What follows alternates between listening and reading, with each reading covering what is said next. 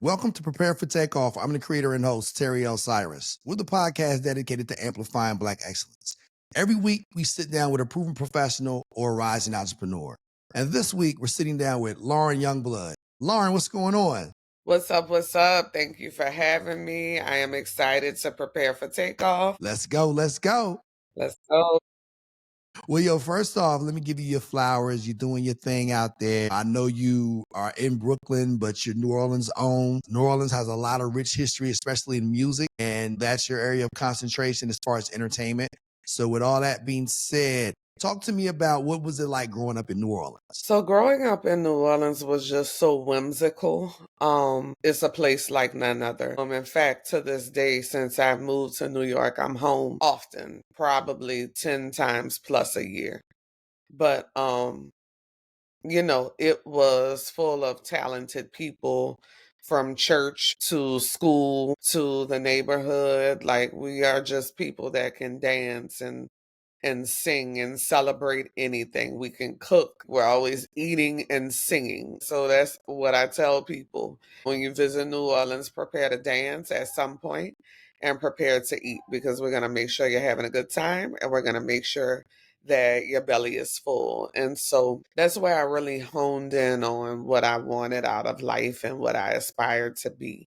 I was a multi-hyphenate, so I could sing, act, and dance. I did ballet. I was in the talented and arts theater program in elementary, middle, and high school. I was in the choir in high school and in college. So growing up with the history that we did, coming from a city where we had Louis Armstrong and we had Mahalia Jackson and we had John Baptiste, who's a cousin by marriage of mine, and who else? PJ Morton, Luke James, just so many amazing people that we studied and that we grew up with and that we grew up on.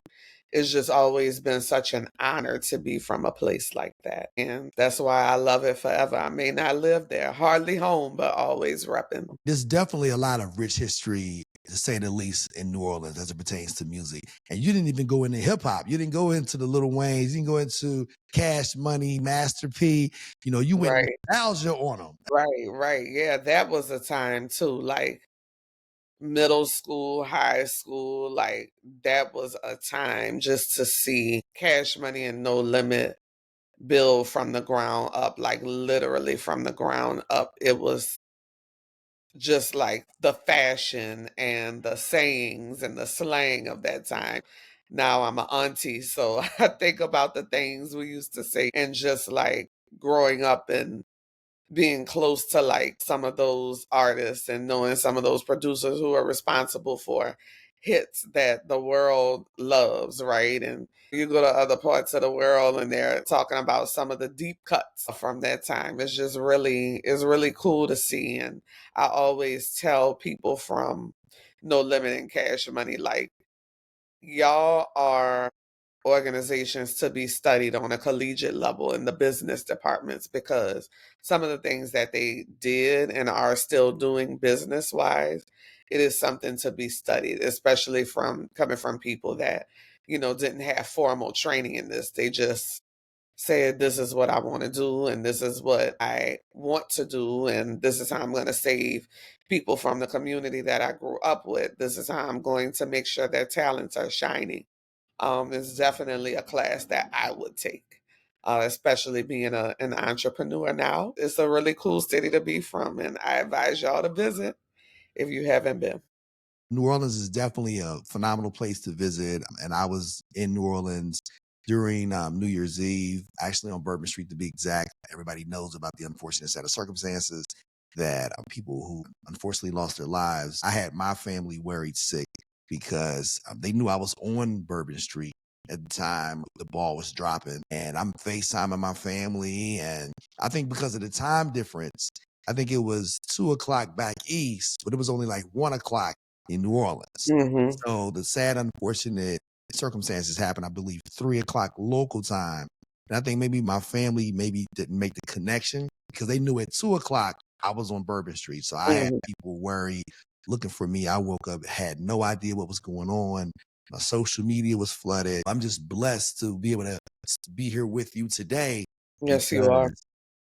because because there was people who unfortunately are no longer with us because of those circumstances, and it allows you to see that tomorrow isn't promised, and that's why you have to live life to the fullest, live every day as though it's your last, and just really embrace all of what life has to offer. And when you have the opportunity to visit different places, you're able to kind of ingratiate yourself in the culture of those cities. And I know New Orleans, there's a very rich food history, there's music, there's so many different things. I arguably say New Orleans is probably one of the slept on live cities that people don't talk about enough.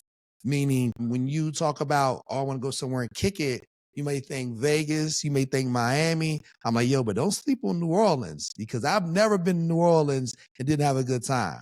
And it's always live. There's always people out. There's always people that not only are they out, but the locals are embracing you. You have all of the different bands is walking the street. Absolutely. And the connection was funny is there's a rapper whose brother I worked with, and their their grandfather died, and they're from another country. I might give it away a little bit, but nevertheless, they're from Nigeria. And I was looking at their grandfather's service, and I was looking at the way they celebrated life with the brass instruments, with the garb, shifting the casket from side to side, just like dancing in the street. And I was like, wait a minute, this is what we do. It's called the second line. And he was like, yep, it's all the same. We all do the same thing. We're just in different parts of the world.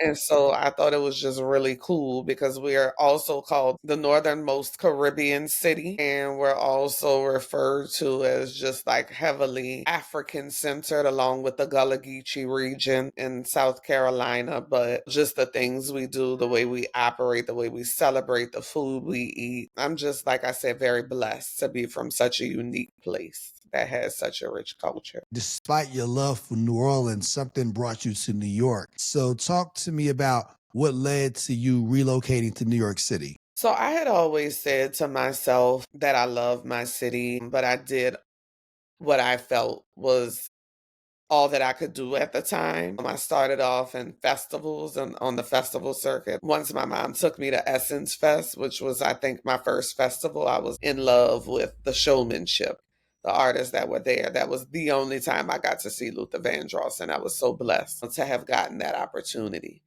But I was always fascinated with the fact that I could sing, but I was more obsessed with the operations behind what it took to get there. Like, what does this entail? What does it entail to book a performance and work with an artist and ensure that they get from point A to point B? I was always fascinated with that. I knew that I was a big city girl at heart, and I always wanted to experience a city where the entertainment industry was very heavy. And so I had always wanted to move to New York. And so 2015, with $3,800, I popped up and I moved. And that was, I think, September 2nd or 3rd. And it was just quite the time in my life. It had been 10 years after Hurricane Katrina. I was in New Orleans right after Katrina. I had that FOMO.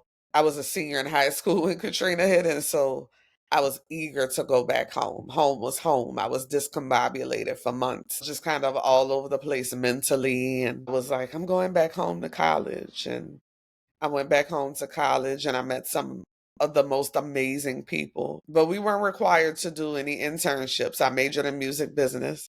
And so my mom was like, you need to take that initiative and you need to just start looking for things and tapping in and figuring out how you can break into this industry. And so once I did that, I had a few internships and a few part time roles. And I was like, all right, love it, but over it here. There's more, there's bigger.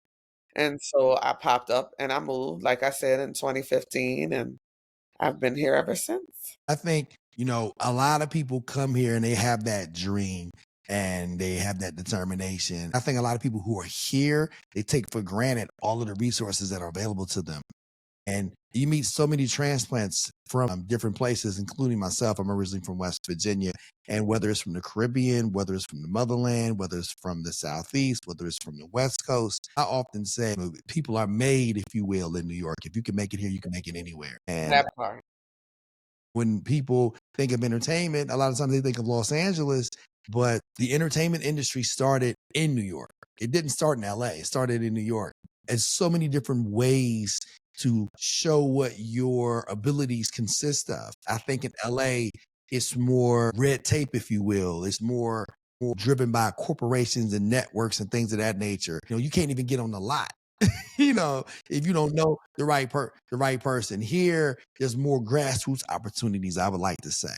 And the music industry lends itself to that. The music industry is still primarily centered in New York. Obviously, they have offices in LA. My background is in the music industry as well. So you had more insight than me, because I didn't even realize that there was a business behind what I was seeing. What was your transition like when you came to New York? Rough as hell. It was, and it's still rough. Almost 10 years later, it's still rough.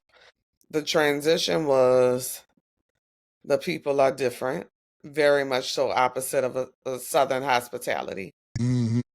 Great people, but it's very much so, I figured it out, you go figure it out yourself. I'll point you in the direction, and this is what I got. It was a lot of growing up, and growing up quick, and starting my connections over from scratch and making new connections. That's mainly what I meant, which I actually appreciate, because New Orleans is a very popular, well-known city. It is not a big city. And so we all know each other. We're all related to one another, distant cousins or whatever, right? But it was just very easy to make a call and say, hey, Terry, I want to work on this, that, and the third. You got any insight? And so, those were the types of things that I would get to do. And in New York, it was like, nope, you got to go to an event. You got to talk to people. You got to meet people, and you got to tap in. So that transition was rough. And then thinking I was going to pop up, and it was going to be whimsical, and I was going to tap into all of my dreams within a few weeks. Nope. It was very much so, got a job, complete opposite of what I aspired to do and be, and working there for 6 years, which I thank God for it, because it sustained me, up until 2022, when I decided to make another faith move.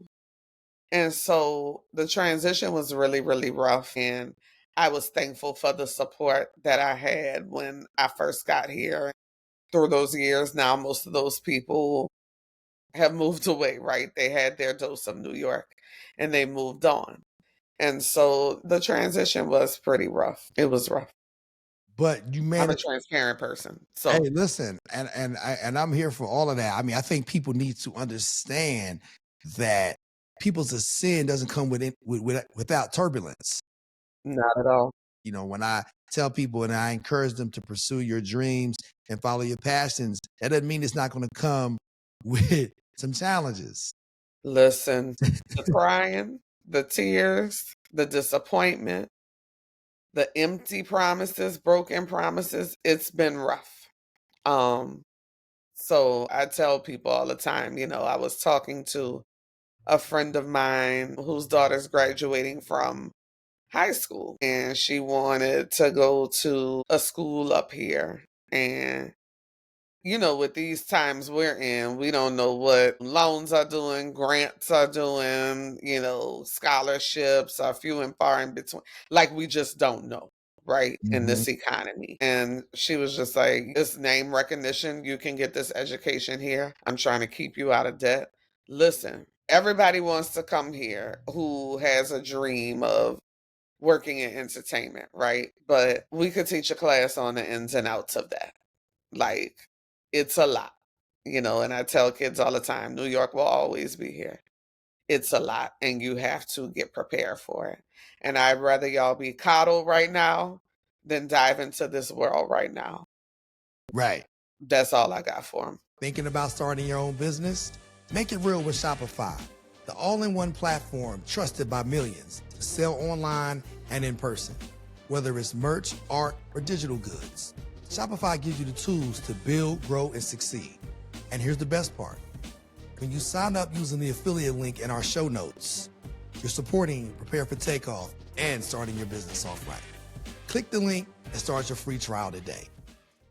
That's a very good point, because if you don't come here with that foundation underneath your feet, whether that's education, whether that's understanding who you are as an adult, and you come here and try to figure that out in real time in a city that's less than supportive in that regard, then you may gravitate to some things that you shouldn't gravitate to. And I think what helped me, my sin didn't start until my mid to late 20s. And then by the time I entered into this industry, and a lot of the things that I was told, like, the things to be leery of and stay away from, then I was well into my adulthood, so I can navigate those things, a lot more seamlessly than I could have possibly, let's say, at 18 or 19.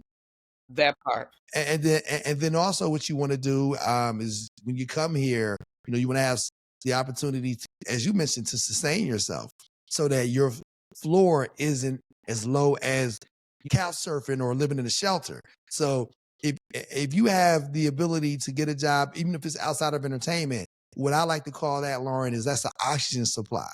And just because who you are, and based as it relates to who you are in your spirit, who you are in your heart, mind, body, and soul, that might not necessarily speak to what it is you're doing to pay your bills. You may be doing something completely different, and we've all been there. Whether you're Denzel, whether you're pick the person, we all had to do different things to sustain ourselves, because just because you have a dream, that doesn't mean that you're going to make that dream a reality today, tomorrow, next year, 2 years from now. Right. And it is a deep sea dive. And what happens, to your point, when someone has that dose of New York and they do that deep sea dive with no oxygen supply, and they almost succumb to, the lack of oxygen. And by the time they get in the boat, they're like, get me out of here. I'm moving back to Ohio. I'm moving to Kentucky. I'm moving wherever. Yes. Many days I'm like, all right, am I staying here? What are we doing? So talk me through what that experience was like. Me and my friends joke a lot about we're millennials and we've lived through 9/11, Hurricane Katrina, a pandemic, and how we've been going through it. We're 80s babies. And so once the pandemic hit, of course, it was a lot going on. And then shortly after the pandemic, the world sees this video of a sorry excuse of an officer at the time killing one of our brothers by the name of George Floyd. And a lot of people were just like, this is too much. Even the hardened hearts were like, this is a lot. And so then birthed this very massive DEI initiative across industries. Like, we're going to hire an onslaught of Black people to show that we actually care about Black people. And there were just so many different movements out of his murdering. And, I was a recipient of some of those benefits. And there was an amazing program called the Warner Music HBCU Immersion Program. I was at Morgan State at the time, obtaining an MBA. I'm one class away, trying to finish it within the next year. And so I said, this is my only chance to get into a label space. I feel like this is my only chance. So I saw the application for the program in 2021, December, I think. And I was like, okay, let me fill this out. There's going to be hundreds, maybe even thousands of kids that see this, Black kids that want to work in the industry. And here I am in my 30s. And so I was like, let me fill it out. Let me see. It wasn't a paid opportunity. I figured the connections would be great. And so I applied, and this woman whose event I had worked on one time by the name of Joy Brown Lindsay, shout out to Joy. She has an agency called the Culture Creators Agency, and she is absolutely amazing. And she created a partnership. Her big thing, even before the George Floyd issue, her big thing was creating opportunities for Black and brown students, especially at HBCUs, because she's an HBCU grad, to get into these spaces that they normally wouldn't have access to. And so she created the program along with Warner. She used to work at Atlantic. And I got into the program. It was amazing. I completed 6 weeks of amazing workshops and assignments and all of these things. And then I had an opportunity. It was 32 of us, but 15 of us got the opportunity to do an internship. And so I was like, here I am, the old intern, but let's get it, right?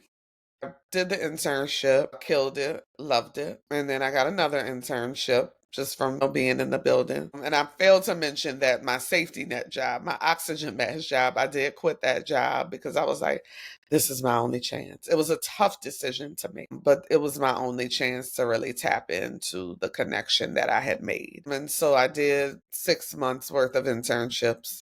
So I was like, all right, what's next? Freelance the whole time, right? Always freelanced. But I got the opportunity to interview for a few roles there, but I wasn't getting the roles. And so I was just like, here we go with this. And so I started to get discouraged because I'm like, all right, God, I quit my job. I did all of these things. I was faithful.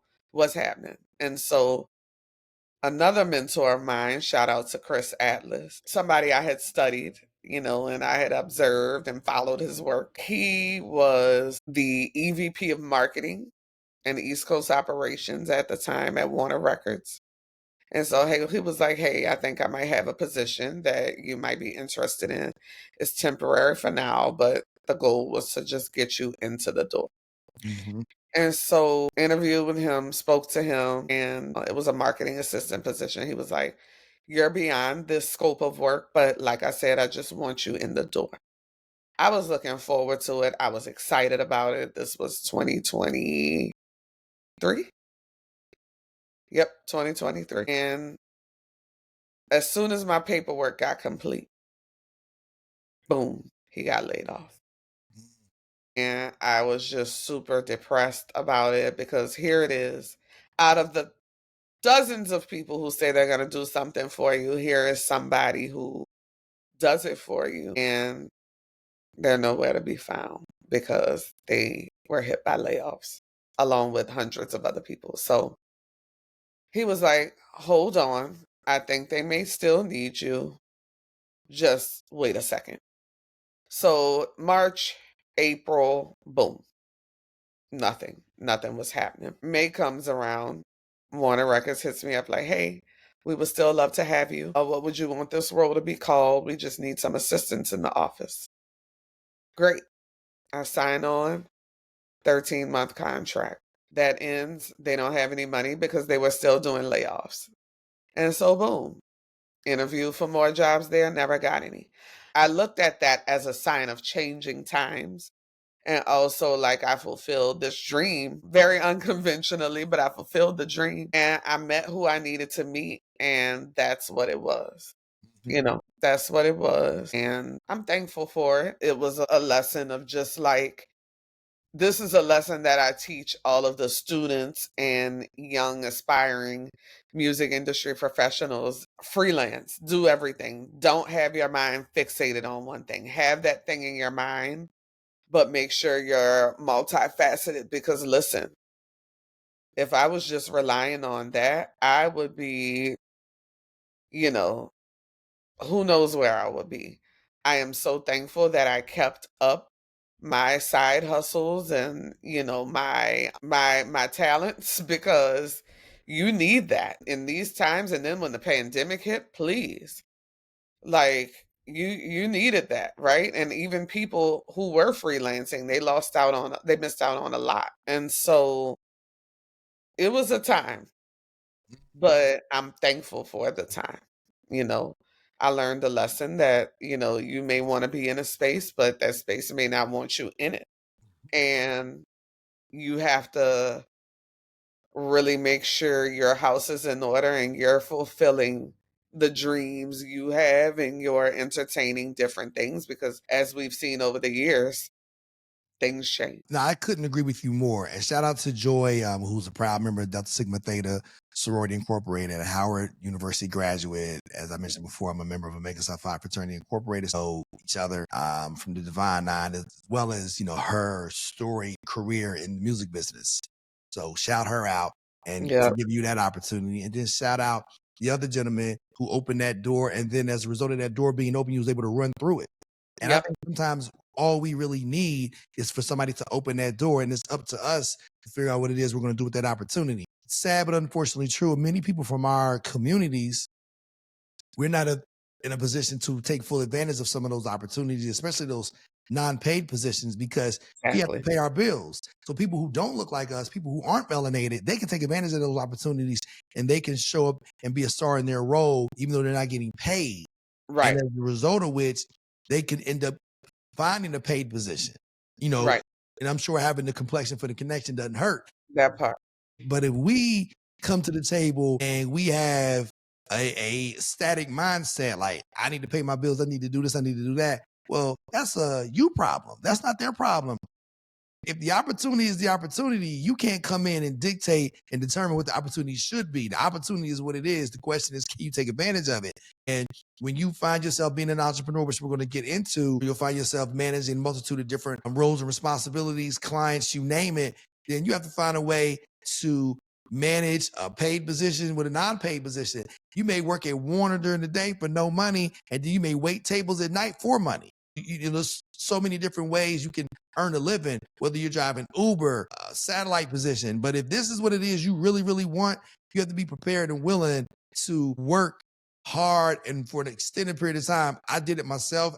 There was a time in which I had 2 jobs for 10 years. Luckily, those internships were paid and the program had a lot of benefits with it. So when I left my job, God always looked out, right?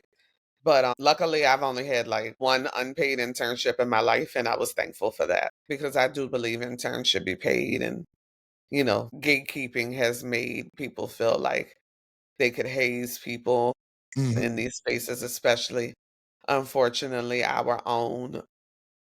We have this complex of, well, I got it out of the mud. You need to get it out of the mud too, right? Right. When other communities don't always operate like that. And so always thankful for those people and shouting out those people that allowed me to shine. And I still work with Joy to this day. And I love her dearly. That's what's up. So now all of these opportunities put yourself in a position where you can set up your own shop.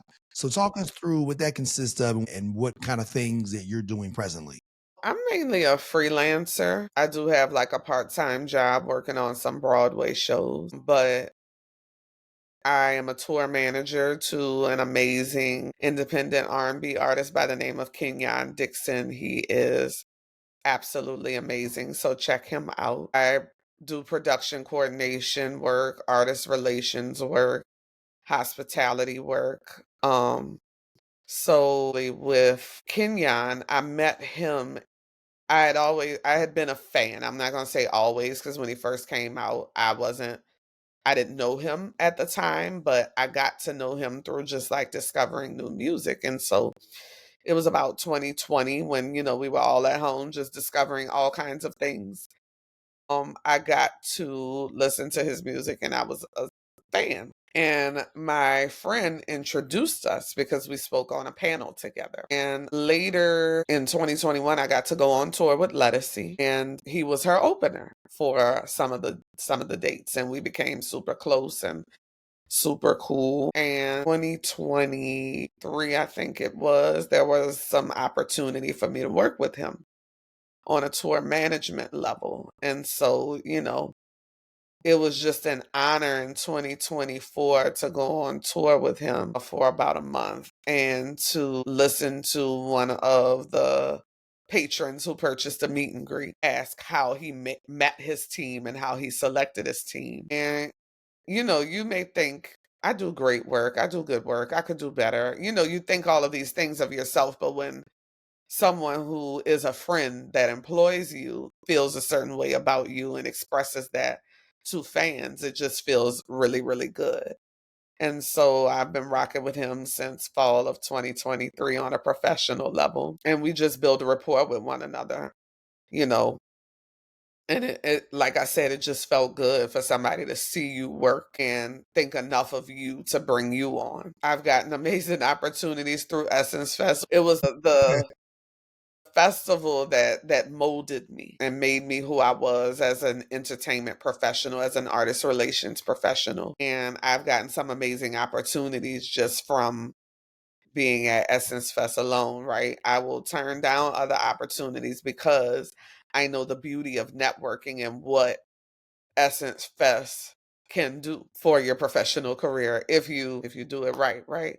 And so I remember 2023 at Essence Fest, I got the opportunity to just kind of dwell amongst some amazing people. You're, networking and working with some top of the line artists and some artist teams who, you just dream of meeting, right? Like I've gotten to meet before I worked with him in the Warner Music System. I've gotten to meet Kevin Liles. Everybody's looking for Trey Songz. I'm looking for Kevin Liles, right? Everybody's looking for Missy Elliott. I'm looking for June Ambrose. She's wardrobe, but like she's just an amazing person, right? Um, and meeting just amazing teams. You always want to tap into the teams of the people. And so getting to connect with a lady by the name of Jen Bowie, shout out to her as well, who is a tour director, amazing creative director, amazing visuals, and she works for some amazing artists. And I told her, I said, hey, it was nice meeting you. If you ever have work, feel free to hit me up. And she texted me, she was like, I have work. And so a few weeks later, she was like, hi. I'm like, hi. And it was a few months after I had started at Warner. And she was like, can you be in London in a few weeks? I was like, my passport was not renewed. I made it by the skin of my teeth getting a renewed passport, okay? And I was in London for a week as the production coordinator for one of WizKid's biggest shows. And that's the power of networking and the power of doing good work whenever you are working on something, right? You just never know who's looking at you and who's watching you. And so I thought to myself, this is when I really need to tap into starting my own thing and presenting my work. Yeah. So I started the L Word and I'm a one woman show at the moment. I look forward to the day where I can do more for young women, especially in the industry, because I've been able to place young women in some amazing opportunities, from Super Bowl to Essence Music Festival to the New Orleans Jazz and Heritage Fest to the French Quarter Festival. So I've been able to do that and I hope to do more in the future. But right now I'm building the plane as I fly it. And we pray for all the planes in this season because it's crazy out here. But, I can production coordinate, project manage, tour coordinate, do the artist relations. I can do all of these things, right? And I even started calling myself an event producer because I shied away from that at first because I didn't feel like I covered the full scope. But then I was like, nah, you're an event producer. And my friends had to tell me, you produce events. You're a part of the production in some way. This is what you do. You are an event producer. And so now it's just about really putting myself out there. It's super slow for my business right now, but I'm a woman of faith. And even through uncertainty, I'm like, all right, God, you've done miraculous things for me before. So I know something's coming. That's great. This episode of Prepare for Takeoff is brought to you in part by Riverside, the platform that I trust to record studio quality podcasts right from my laptop. With Riverside, I get crystal clear audio and 4K video. Plus, it's super easy to use. Whether you're a beginner or a pro, Riverside helps your podcast sound amazing. Try it out for yourself. Click the affiliate link in our show notes and start recording like a pro with Riverside. You have favor on you. I can see it. And you're a woman of faith. You walk in faith. And I'm sure the future is very bright for you, to say the least. So as we I close appreciate out, that. oh, absolutely. As we close out, I wanted to give you the opportunity to share with our viewers and listeners 3 things that you feel will help them prepare for takeoff. 3 things. Okay, so number 1, don't give up. That is something that I tell myself literally every day, especially in these times. Do not give up. It's going to be hard. Don't look at everybody's success stories and think, I'm going to do this or I'm going to be like them. It's okay to aspire to be like them, but you are not them. Everybody's trajectory is different. Everybody's road is different. Stay the course and don't give up. Secondly, I would say network, network, network. School is great. It costs a lot of money. I met great people in school, but networking and tapping into people, you're not always going to get the response you want, but it is something that you have to do to get where you want to be. I have networked with some great people. It has been organic. It has not been me popping up when I want something. It has been, you must network. You must talk to people and step out of your comfort zone to get what you need to get and build with them. Lastly, I would say keep an open mind. Yes, I have always wanted to work at a label, right?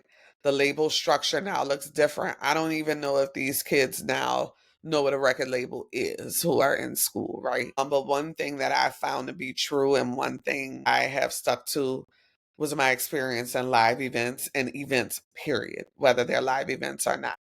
I manage a DJ in New Orleans and we've done some amazing things together, right? I tour manage an amazing R&B artist who sounds like heaven. Check him out, Kenyon Dixon. My DJ is Spin Griffey. Book him if you need him. I have touring experience. I have production experience. And I'm looking to learn the AV world, right? The audio visual, the lights, the tech, the back line. I want to learn that. So keep an open mind and be receptive to doing everything. If you sing and songwrite, try and tap into working for festivals as well. That's just that. Don't be fixated on just doing marketing. Do live events too, whatever that looks like for you. Start with volunteering and then move up and say, hey, I want to work this. How do I work this? You have to do a lot of research. I do a lot of research. Do it all. I wanted to give you the opportunity to share with our viewers and listeners, how can they tap in? How can they follow your journey, continue to watch your ascent on social media, website, whatever you feel comfortable sharing? Absolutely. So you can follow me on IG. You can follow my business page. You can follow my personal page. So you can find me at LNICHELLEY. On my business page is the L word at TheelleWordLLC. And my website is www.thelwordllc.com.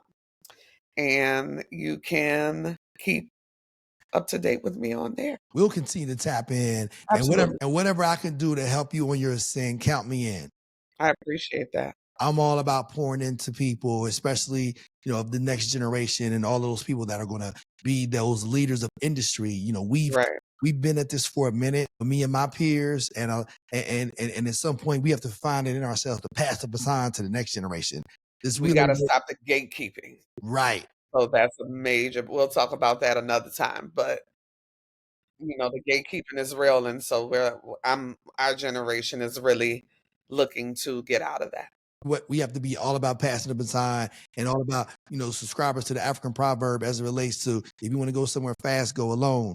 If you want to go somewhere far, you got to go with others. Go together. Yeah. Right. So I want to go with others. I want to continue to tap in and keep myself relevant to the room by way of the people that's filling that room that are younger than me. And I can only do that by tapping into the next generation. So again, I wanted to thank you for spending so much time with us, and much continued success. And I'm sure you'll continue to do your thing, and we'll be watching from the sidelines cheering you on. I appreciate you so much, and thank you for having me, and anything I can do for you as well, you let me know. I will do for sure. Also, I wanted to thank our viewers and listeners, whether you're watching on Spotify or YouTube, or you're listening on Apple Podcasts, Amazon Music, Audible, iHeart, or Pandora. As you know, every week we're going to continue to bring you proven professionals and rising entrepreneurs. And all of these conversations, just like this one, will help you prepare for takeoff. Thanks for joining us, Lauren. Thanks for having me. Bye, y'all.